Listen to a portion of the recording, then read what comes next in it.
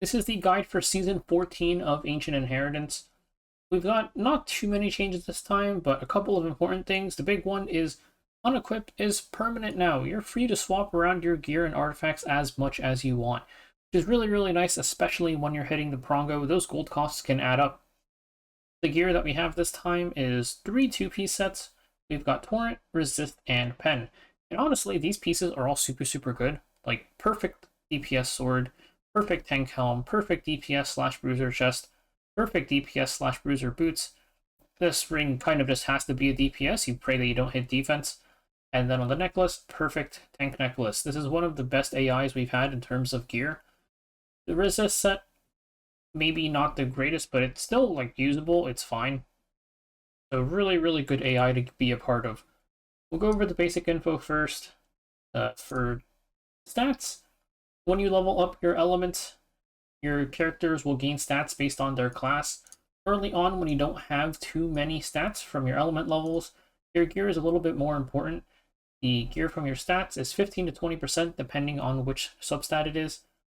Once you get later on, most of your stats are from your gear, or are from your element levels instead, but your gear is still kind of important, so you might as well try and make sure you have the right stats on them. And sets have full effect, so you always want to make sure you have the right sets.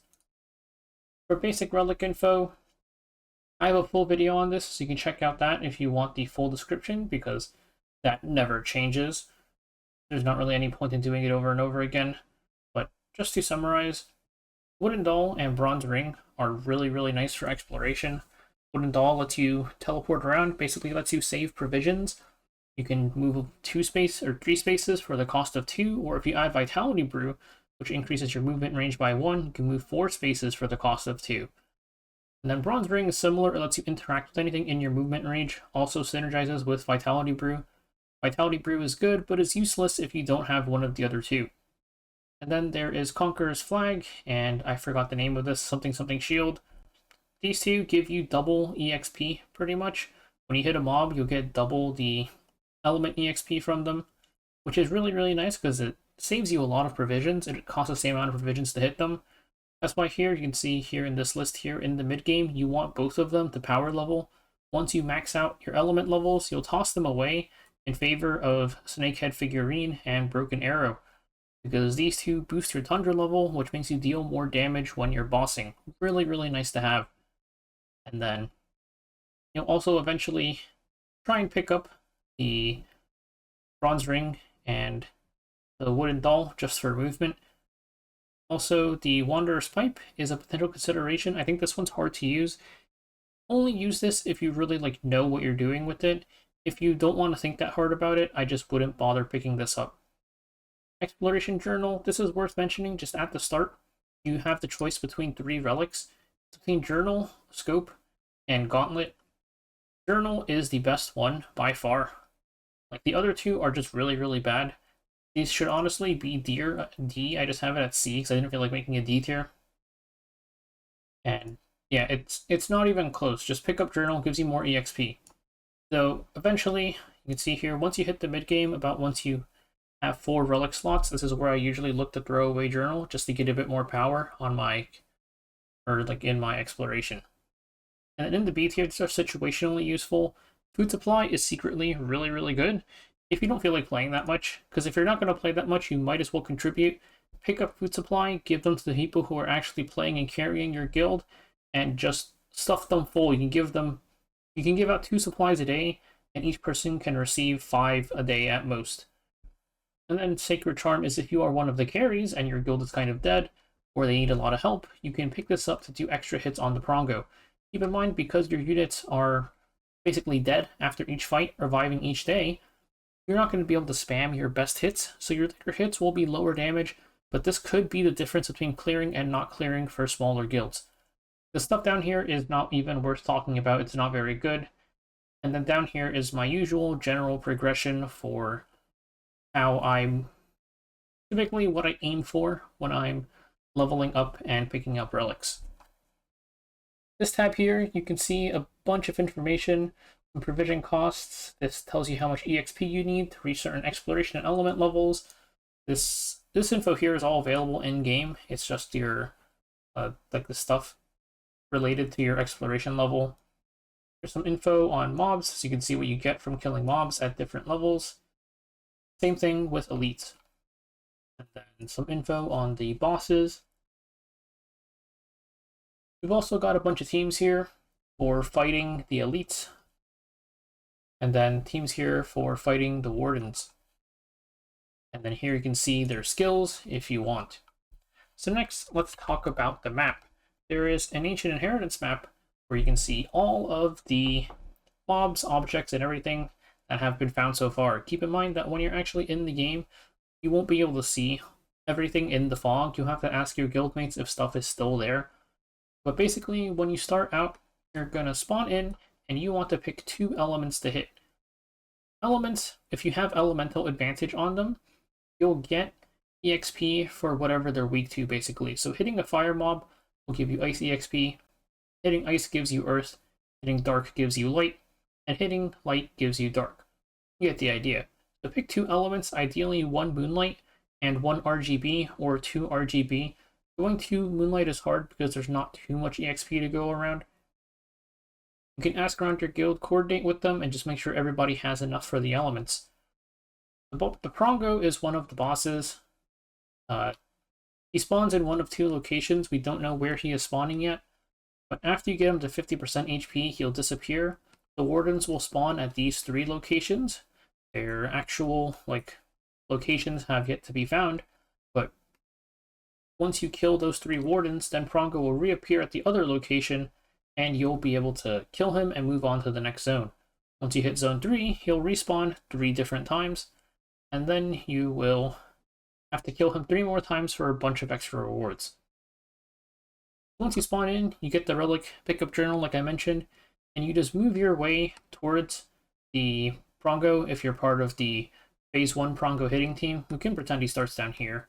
I think it's I think it's more likely he spawns down here. So you would make your way down if you're, say, going earth, and you would hit the ice mobs on the way, and you could hit the dark mobs on the way if you're light. Try to make sure that you match the element of whatever you're hitting. So ideally you want to be level 3 or level 4 when you're hitting the Prongo and wardens. You can hit them, and then once they're done, you can take the portal. Typically, this leads directly to the matching element, so this probably leads to the Ice Warden, this probably leads to Earth Warden, and this probably leads to the Fire Warden. You would hit the Wardens, kill them, make sure you're at the appropriate level, and then move into the next zone. Pretty simple. You can follow the map, see where all the stuff is, get your chests and everything. One more thing to mention is the chests, of course. These silver chests are the guild chests. These are worth picking up because these go out to your entire guild. This means your entire guild will get a bola, your entire guild will get 2 leaves. Always nice to grab these just to make sure everybody gets them. It's always nice to have at least 1 or 2 people just on guild chest duty, even if they're not hitting the bosses and everything. Especially people who just maybe are on lower level accounts. They can come hit the stuff and still contribute. Now let's talk about the units that you can enlist. Like I mentioned, when you're picking your elements, you want 1 RGB, fire, ice, or earth, and then 1 ML element, light or dark ideally. 2 RGB also works fine. So I won't list literally everything, but the general idea is that they're separated by elements and then by core and other. Core is part of some bossing team, which is for Prongo, Warden, or Elite, and these are all units that are considered to be really good in their role. Other is substitutes. So maybe, for example, you want to hit Warden, or you want to hit Warden and Prongo, yeah. For Prongo, something like Hazel, Carmine, Rose, Ken, Lilius, and then you only have 1 healer in your core team, right? So you want to save Hazel or Prongo, since using a unit will make them unavailable until the next day.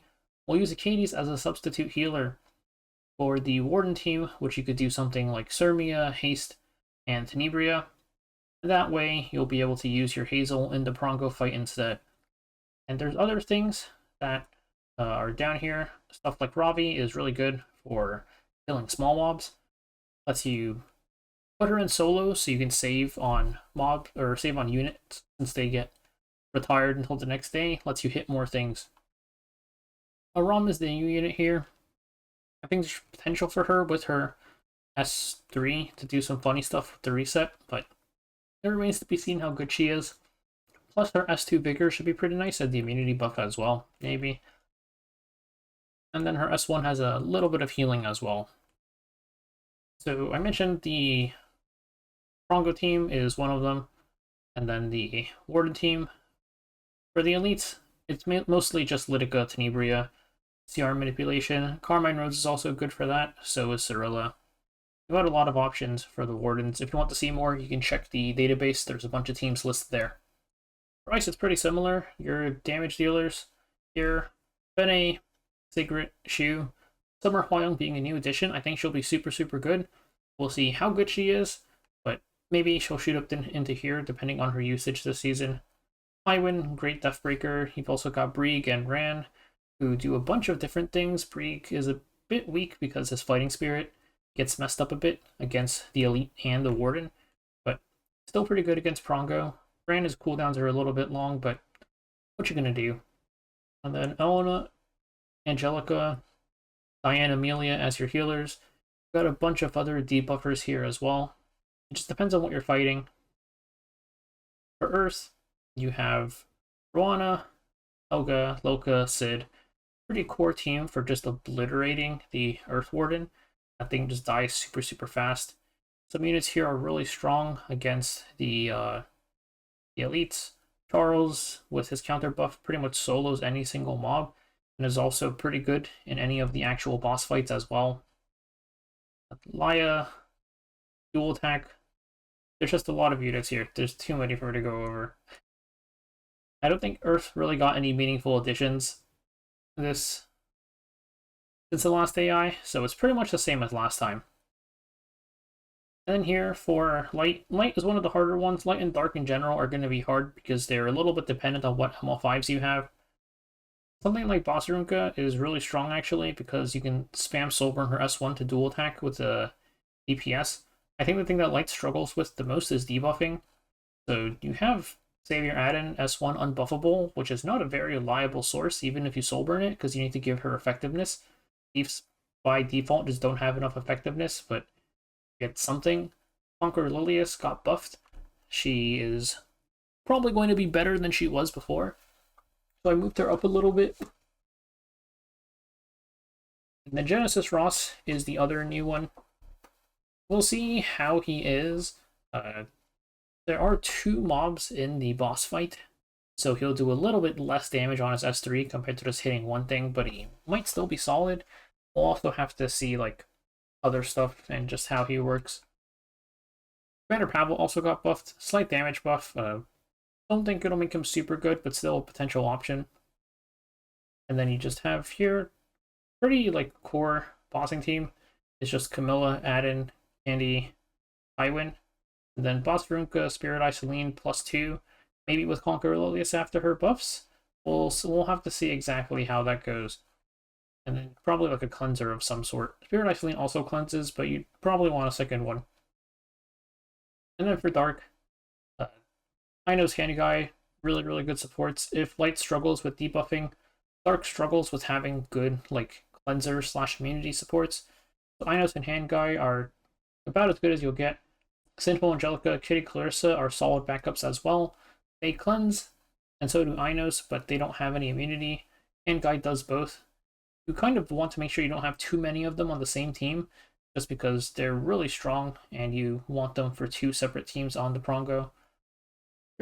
Sea Phantom Politis is a really good support as well. She has a dual attack, highest attack on her S1, plus the strip on her S3 and S1. Bloom Crescent Bologna, great DPS. Orsetti is actually really cool in Ancient Inheritance. Her S2 passive just does not work at all, but she does literally everything you need for the Prongo fight. She's got AoE, unbuffable, strip, death break, attack down. It's literally everything. The only thing she doesn't do is like cleanse and immunity. That's it. So really nice unit to have, honestly. Then you have like a variety of units here. Some DPS units, a couple of good solo units over here. Then dual attack, a little bit of sub cleansers too. You can see what units you have really. Like I think you can just enlist whatever you have. See what your guild needs for elements, and you can check out the database on the team sections to just see which teams you want to use against the bosses. So that's it for the guide. I'm probably going to be a bit busy this time for this AI, so I might just go on guild chest duty or something, but hopefully this helps anybody who's looking to do theirs a bit more seriously.